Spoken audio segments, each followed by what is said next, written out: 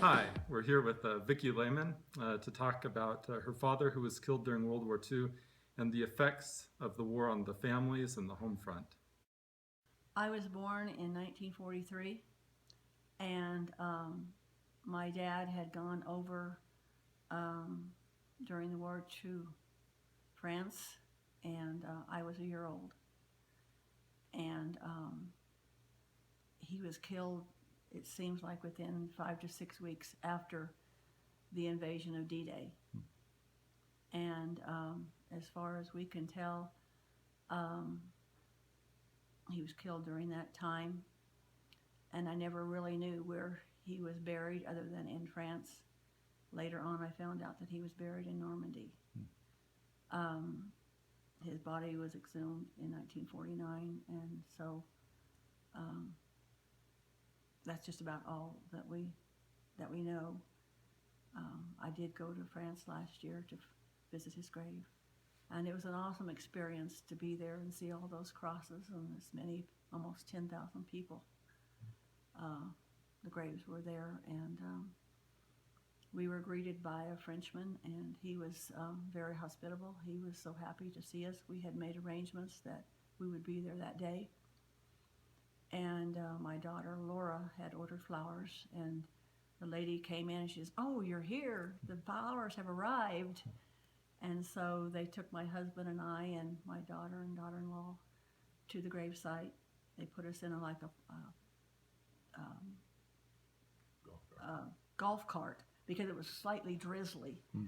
And so we all piled in there, seated 6 people quite comfortably, and he took us right to the site.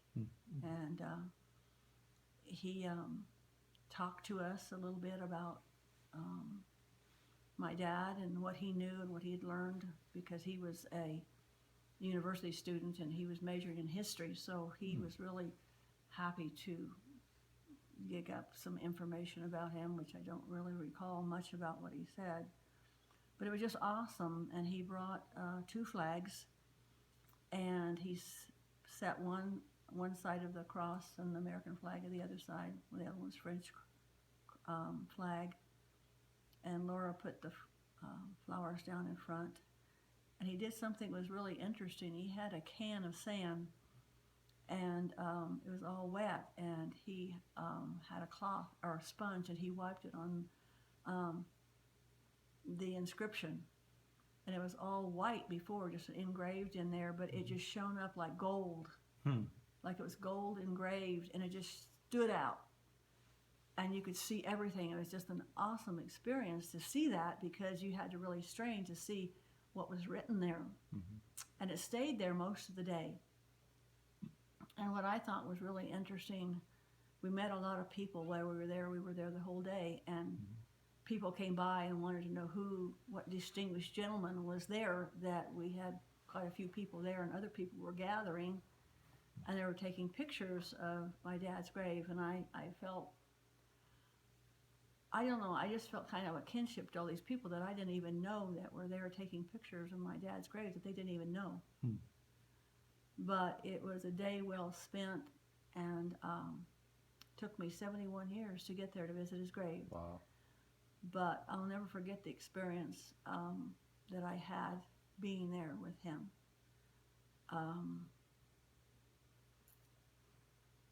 The French gentleman said my dad was a hero.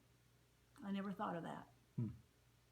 But he said he was a hero in the fact that it saved a lot of people, and helped a lot of people, help win this war. And I thought, that's kind of an awesome thought. And even though I lost my dad, people, for a greater cause, in a small way, he helped them. And I'm just glad that I was able to go over there with my husband and my family. And I don't know too much more about it. I do have some letters from my grandparents, and it gave me an insight a little bit about me being a year old and how much he loved me. And that's all I have of him.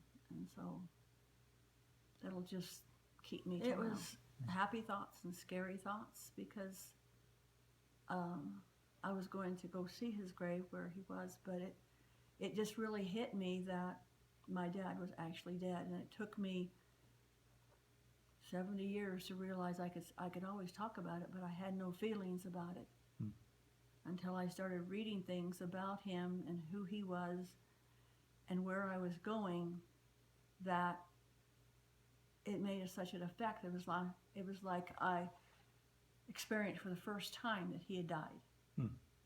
And I had all those emotions, and I didn't know what was happening to me. And I talked to my daughter, and she says, "Mom, you're grieving."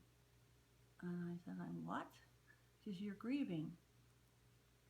Well, then it kind of all made sense because I've withheld all kinds of emotions didn't know that I had. But knowing that I was going to go there and be there and see his actual grave made me know and realize that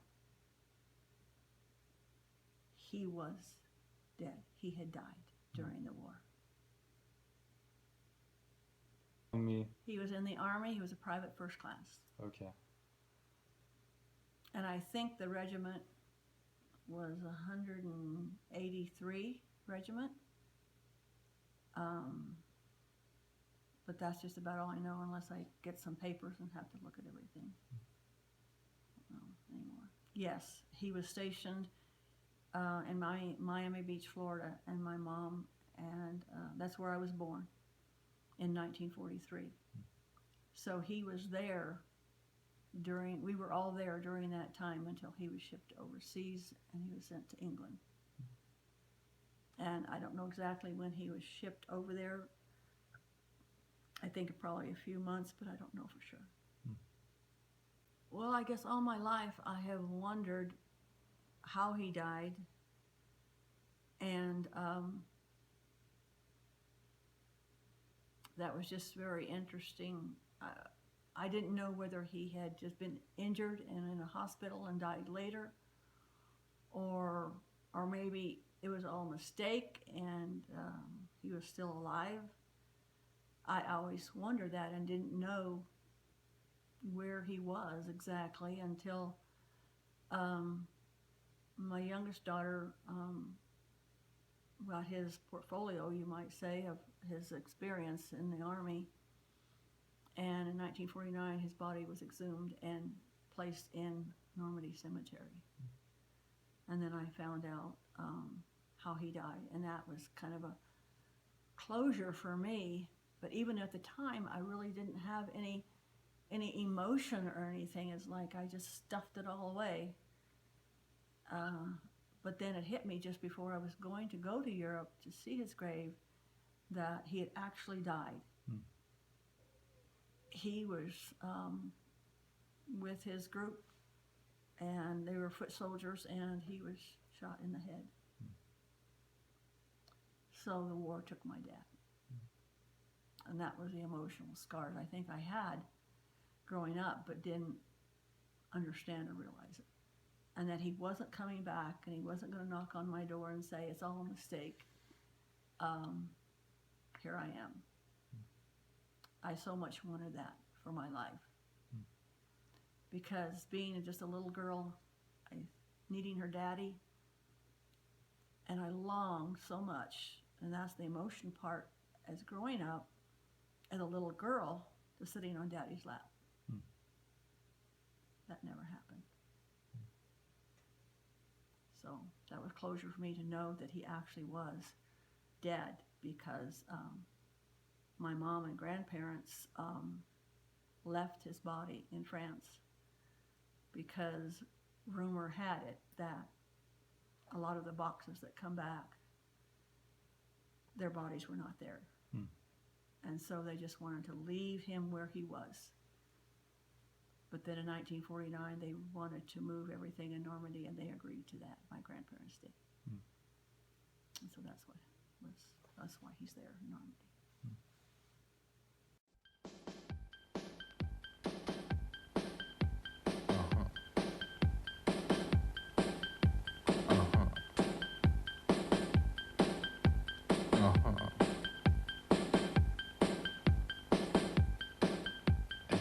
moche, elle est pas moche. J'ai même pas